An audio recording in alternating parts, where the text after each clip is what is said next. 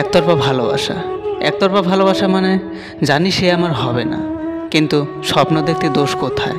একতরফা ভালোবাসাগুলো এমনই হয়, একজন পাগলের মতো ভালোবেসে যায় আর একজন পাগল ভেবে কষ্ট দিয়ে যায়।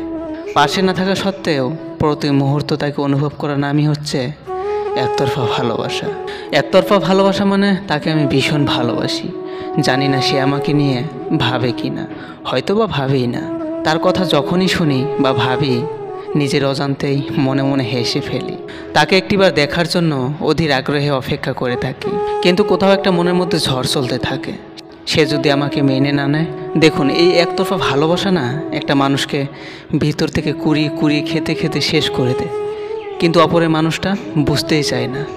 যোগাযোগ রাখা, তাছাড়া কারোর সাথে অতিরিক্ত ভালো সম্পর্কে কিংবা কাউকে ফার্স্ট প্রায়োরিটি দেওয়া জীবনের সবথেকে বড় ভুল।